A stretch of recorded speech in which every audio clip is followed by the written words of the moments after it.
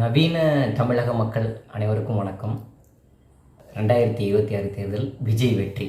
அதனால் நம்மளையே நவீன தமிழக மக்கள்னு சொல்லிடணும். ஏன்னா நம்ம மக்கள் மத்தியில் ஒரு புது ரத்தம் பாஞ்சிருக்கு. இந்த 2026 தேர்தலில் விஜயோட வெற்றி எனக்கு எப்படி தோணுது அப்படின்னா, நான் முதல்ல விஜய் ரசிகர் கிடையாது, டிவிக்கே கிடையாது. ஆனால் எனக்கு மகிழ்ச்சி என்னென்னா, அந்த 108 தொகுதிகளில் விஜய் வந்தது மகிழ்ச்சி. எப்படி மகிழ்ச்சின்னா, ஜனநாயகத்துக்கும் பணநாயகத்துக்கும் நடந்த இந்த போட்டியில் ஜனநாயகம் வென்றதாக நான் பார்க்குறேன். ஏன்னா நமக்கு ஒரு ஆசை, இந்த தமிழ்நாடு ஊழல்வாதிகள் என்ன ஊழல் பண்ணாலும் பரவாயில்ல, ஆனால் அவன் அந்த அமைச்சர் ஜெயிச்சிடுறான். எப்படி ஜெயிக்கிறான் அப்படின்னா, அந்த கடைசி நிமிஷத்தில் அவன் ஒரு தொகுதியை பிடிச்சி வச்சுருக்கிறான். அந்த தொகுதியில் மக்கள் வாங்குகிற காசுக்கு நன்றியோட ஓட்டு போடுற மக்களாக இருக்கிறாங்க. இது மாறவே மாறாதா அப்படின்னு நமக்கு ஒரு பெரிய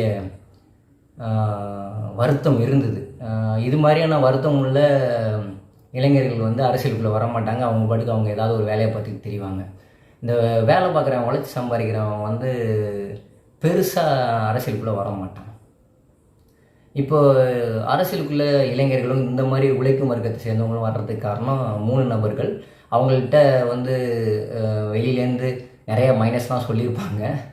அதை தூக்கி ஓரமாக வச்சாலும் அந்த 3 நபர் தான் இன்றைக்கி தமிழகத்தை கொஞ்சம் மாற்று நபர்கள்: சீமான், அண்ணாமலை, விஜய்.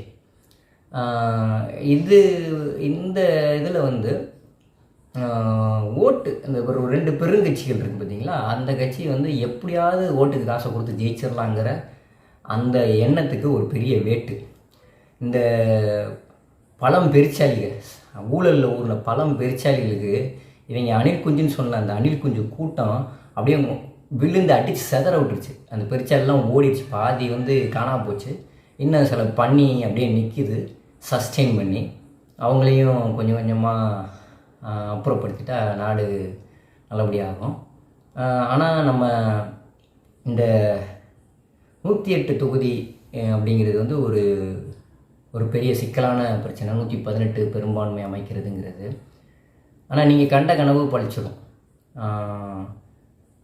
விஜய் சிஎம் ஆயிடுவார்.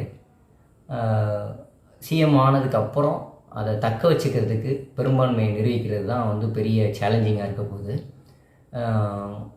பட் நல்ல செயல் ஒன்று நடந்திருக்கு தமிழ்நாட்டில். இனி ஓட்டுக்கு காசு கொடுத்து வெற்றி பெறலாங்கிற எண்ணத்தில் மண்ணு விழுந்துருச்சு.